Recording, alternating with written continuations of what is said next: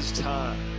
It is time to brew your best beer. Brought to you by Beer Greens Supply Company, BrewTubers Online Brewers Club, Brew UK, Panhead Brewery, Tanner Ritchie, Finney's Homebrew Emporium, Brig Selv, Hackney Brewery, Hashigo Sake, Mangrove Jacks, Sprig and Fern Tavern, Yakima Valley Hops.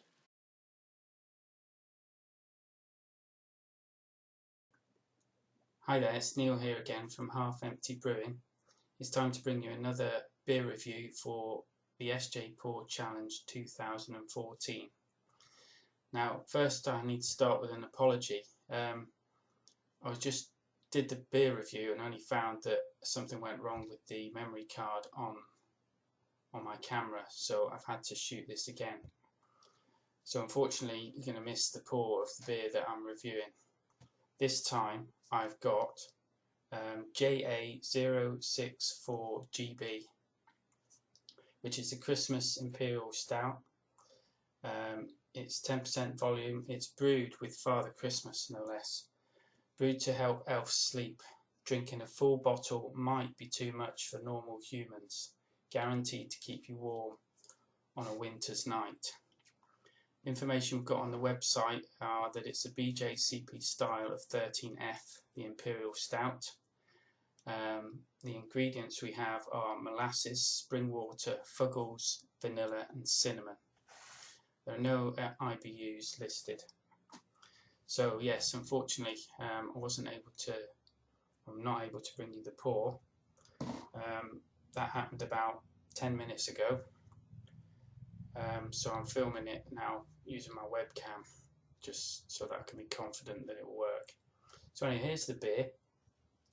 You can see that there's no head at the moment, but when I did pour it, it did have a nice sort of half finger size head there, and it was a nice tan, creamy tan colour. It's gone now, but it was a reasonable head to start off with. If I can just recap on the aromas that I come across. It's still there. It's very fruity. It's a fruity aroma, sort of plums and dried fruit. I also noticed that it's given off a kind of a port-like, a sherry-like sweetness as well. And a slight chocolatey, very subtle bitterness. But it's the fruit aromas that are more evident. Appearance-wise, well, it's a stout. It's a dark black colour. There's a slight ruby tone at the bottom. The head's gone, but the carbonation looks okay. And there's a nice lacing on the glass, just as you would expect. If I go on to the flavour now.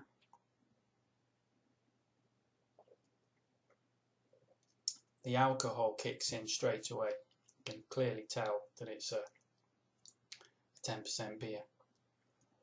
There's a roastiness. The chocolate's there, but also those fruit tones are coming through.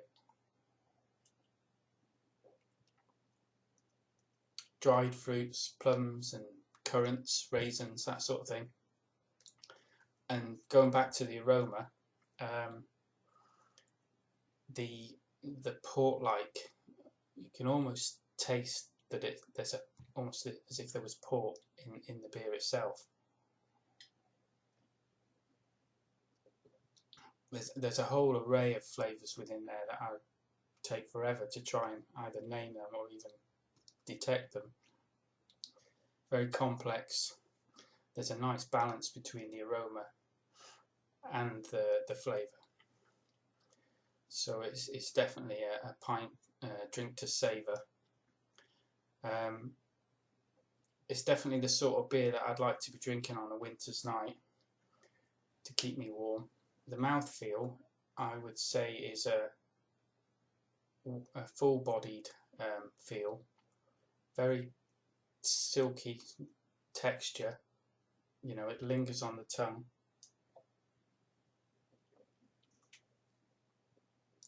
And that alcohol, port-like, sherry-like